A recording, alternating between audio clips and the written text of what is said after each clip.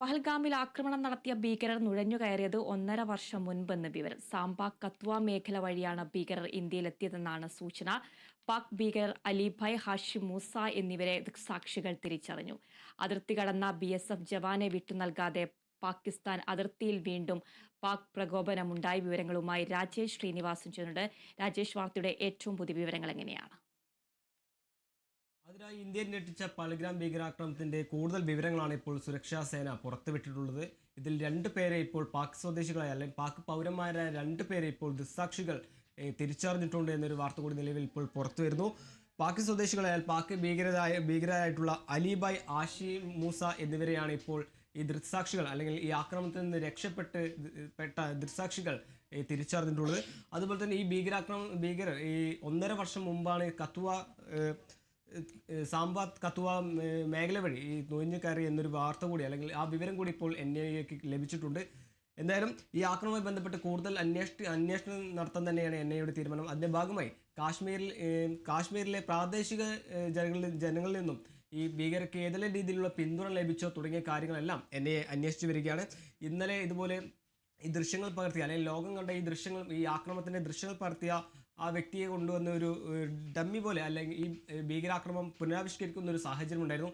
അതെല്ലാം ഏത് രീതിയിൽ ഭീകരാക്രമണം നടത്തി അല്ലെങ്കിൽ ഇതിൽ കൂടുതൽ പങ്കുണ്ട് അല്ലെങ്കിൽ കൂടുതൽ വ്യക്തത വരാൻ വേണ്ടിയായിരുന്നു സുരക്ഷാ സേന ഇങ്ങനൊരു ഈ ആക്രമണം ആവിഷ്കരിച്ചിരുന്നത്.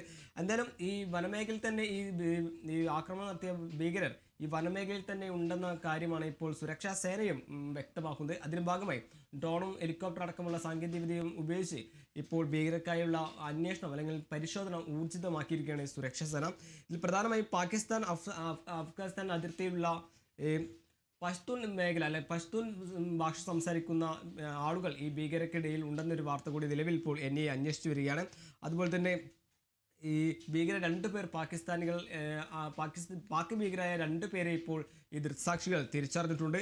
അതിൽ അലിഭായ്, ആഷിം മൂസ എന്നിവരെയാണ് പാക് ഭീകരയാണ് അല്ലെങ്കിൽ പാക് പൗരന്മാരെയാണ് ഇപ്പോൾ ദൃക്സാക്ഷികൾ ഈ ആക്രമണത്തിൽ നിന്ന് രക്ഷപ്പെട്ട ദൃക്സാക്ഷികൾ തിരിച്ചറിഞ്ഞിട്ടുള്ളത്.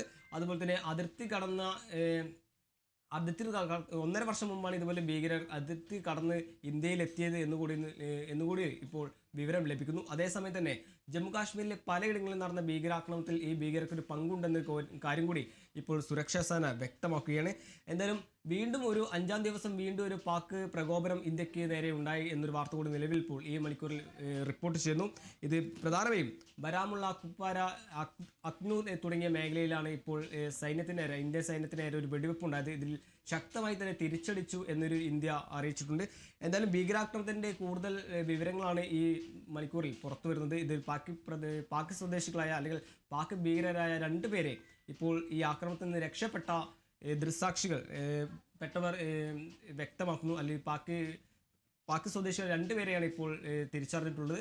ഇന്നലെ നടന്ന ഒരു ഭീകരാക്രമണത്തിന്റെ പുനരാവിഷ്കാരം നടത്തിയിരുന്നു. അതിന്റെ ഭാഗമായി ഈ പാകിസ്ഥാനെതിരെയുള്ള തെളിവുകൾ അല്ലെങ്കിൽ അന്താരാഷ്ട്ര ലോകത്തിന് പാകിസ്ഥാനെതിരെയുള്ള തെളിവുകൾ ശക്തമാക്കാൻ തന്നെയാണ് ഇന്ത്യ മുതിരുന്നത്. എന്നാലും തലസ്ഥാനത്ത് ഇന്നും തിരക്കിട്ട നീക്കങ്ങൾ തന്നെയാണ്. ഏത് രീതിയിൽ പ്രതിരോധിക്കാം അല്ലെങ്കിൽ തക്കതായ മറുപടി ഏത് രീതിയിൽ നൽകാം എന്നുള്ള കാര്യങ്ങളെല്ലാം ഇന്ന് രാജ്യതലസ്ഥാനത്ത് നിർണായക യോഗങ്ങളും അല്ലെങ്കിൽ കൂടിക്കാഴ്ചയെല്ലാം നടത്താൻ ഒരു സാധ്യത കാണുന്നുണ്ട്.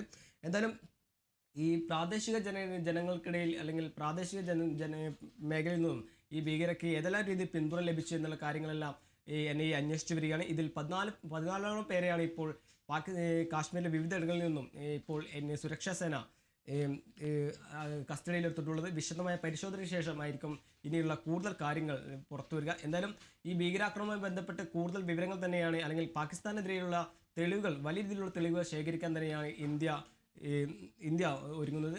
എന്നാലും ഭീകരാക്രമണത്തിൽ 2 പാക് പൗരന്മാർ അല്ലെങ്കിൽ 2 പാക് ഭീകരരെയാണ് ഇപ്പോൾ ദൃക്സാക്ഷികൾ തിരിച്ചറിഞ്ഞു എന്നൊരു വാർത്ത കൂടി നിലവിൽ ഇപ്പോൾ പുറത്തു വരുന്നു.